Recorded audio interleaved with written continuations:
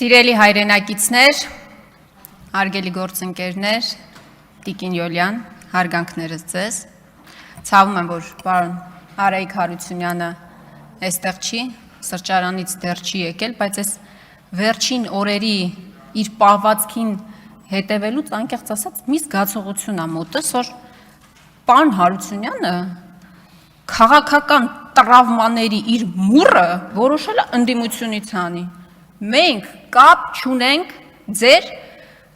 չվերանշանակման հետ, պարոն Արայիկ Հարությունյան, դրա հետ կապ չունենք։ Համաձայն եք, չէ՞ գործընկերներ ջան, այդ մի բանի հետ մենք կապ չունենք, ամեն ինչի հետ կապ ունենք, բայց այդ մի բանի հետ մենք կապ չունենք։ Վերջին մի քանի օրերի իրադարձություններին եմ ուզում անդրադառնալ, բուռն իրադարձություններին։ Ինչ տեղի ունեցավ երեկ նախագահ Քոչարյանի ձերբակալումը, դրան նախորդած Նիկոլ Փաշինյանի իր որակմամբ կրքոտ ելույթները, բայց ես կասեի մեղմ ասած ոչ այդքան հավասարակշիռ պահվածքը, ամեն ինչ տեղի ունեցավ ժանրի կանոններով, ժողովուրդ ջան,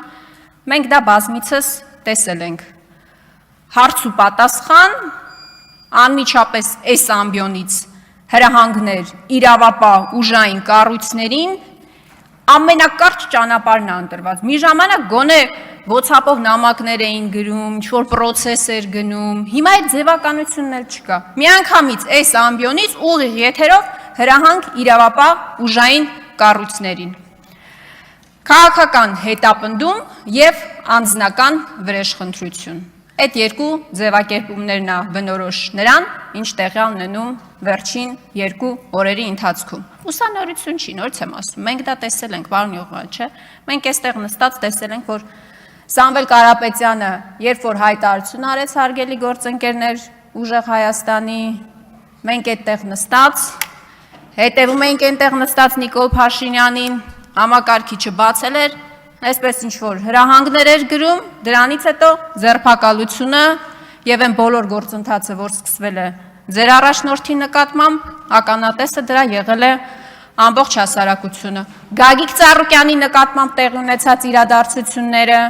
եւ ընտրություններից առաջ, եւ ընտրություններից հետո, նույն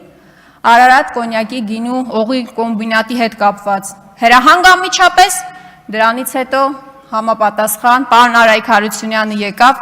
ես ասում եի, որ ձեր քաղաքական տրավմաների մուրը պարտադիր չի մեզանից հանեք, մենք դրա հետ կապ չունենք, ձեր չվերանշանակման հետ կապ չունենք։ Գագիկ Ծառուկյանի հետ կապված դեպքերը, ու ես բազմաթիվ օրինակներ կարող եմ բերել, բազմաթիվ օրինակներ։ Բայց այս ընթացքում նաև հասարակության այլ շերտերել են տուժում, այլ մարդիկ, տնտեսվարողներ, բիզնեսներ են տուժում, աշխատավարձով ապրող պարզապես մարդիկ են նաև, այս ձեր արդարության հաստատման, ժողովրդավարության բաստիոնում, պարոն Յողվան, արդարության հաստատման օպերացիայի շրջանակներում տուժում։ Օրինակ,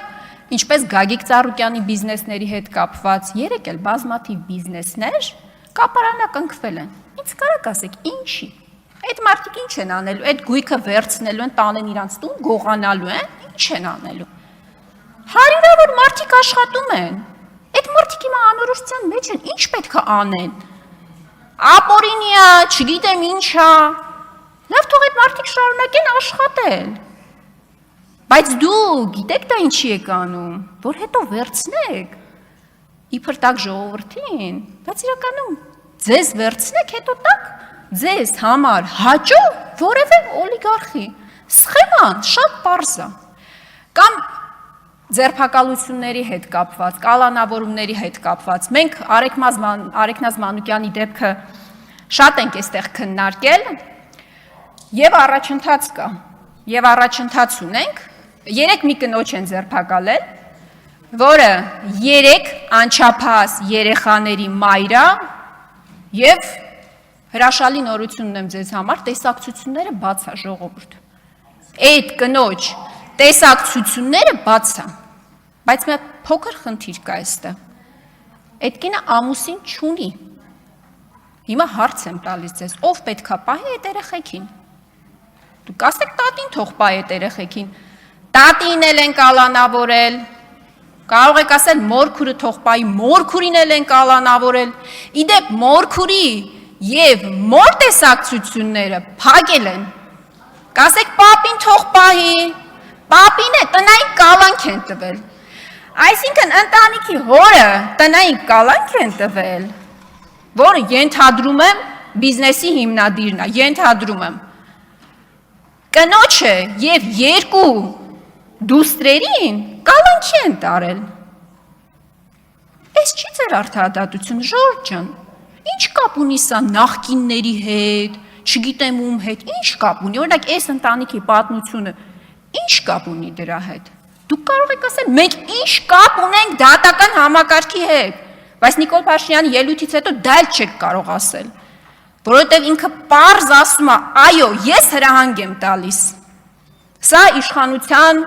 տարանջատման, օրենքի առջև հավասար, բոլորի հավասարության, ժողովրդավարության, Եվրոպական միություն եք գնում Տիկին Կարապետյան, ստանդարտներին պետք է համապատասխանեցվենք։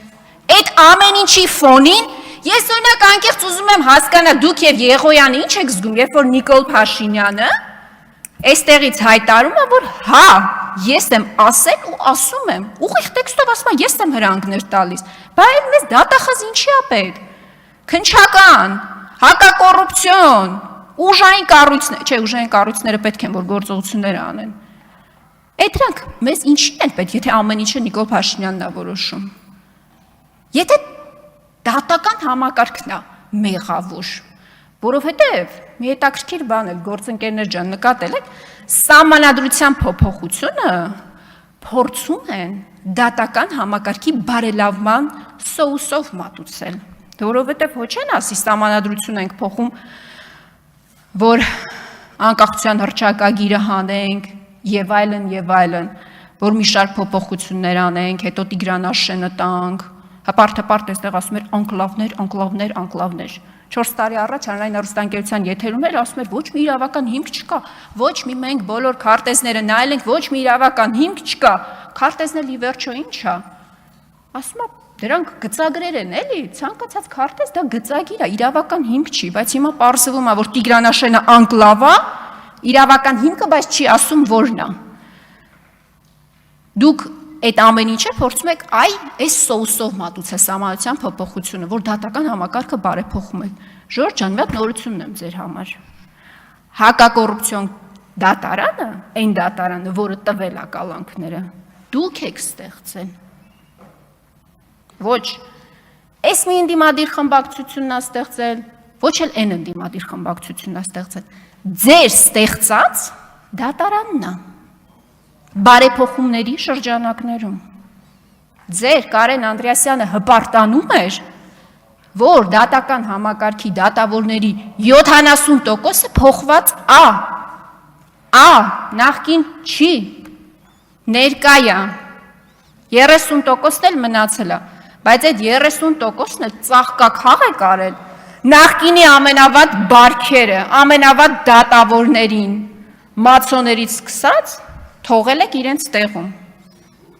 Այն բոլորը Արմեն Դանիելյաններով, այն բոլոր դատավորներով, ովքեր հլու հնազանդ կատարում են ձեր ցանկությունները։ Ես մի բան եմ նկատել, այս վերջին շրջանի ելույթներում եւ առհասարակ իշխանության գործելավոճում, որ դուք ոչ մի բանի հետ կապ չունեք մեղավորության տեսանկյունից։ Եթե տնտեսական ցուցանիշները հաջող են, դա իշխանության շնորհն է։ Եթե ԵԱՏՄ-ում ապրանքների արտահանման խնդիր ունենք, պարզվում է դա այն քխնդիմությունն է մեղավոր, որ քաջալերում է այդ սանկցիաների կիրառումը։ Դուք ոչ մի բանի հետ կապ չունեք։ Բանակում ինքնասպանության, չգիտեմ որի օր դեպքն է, պաշտպանության նախարարը կապ չունի։ Պատերազմը հայրենիք ենք կորցնում, հազարավոր տղաների ենք կորցնում։ Երկրի ղեկավար ասում է, ես պատասխանատու եմ, թե մեղավոր եմ, ինչ որ բառախաղան, ոչ մի բանի համար դուք մեղավոր չեք, ոչ մի բանի համար, ու ոչ մի բանի համար չեք ուզում պատասխանատվություն ստանձնել։ Ոչ էլ ձեր ստերի համար եք ուզում պատասխանատվություն ստանձնել, Տիգրանաշենի օրինակը վառ օրինակ։ Ես ոնց հասկացա, ես իշխանությունը միակ պատասխանատվության զգացողություն ունեցողը Վիլեն Գաբրիելյանն էր, որ գիտակցեց իր պատասխանատվությունը եւ հրաժարվեց մանդատից։ Շնորհակալ եմ։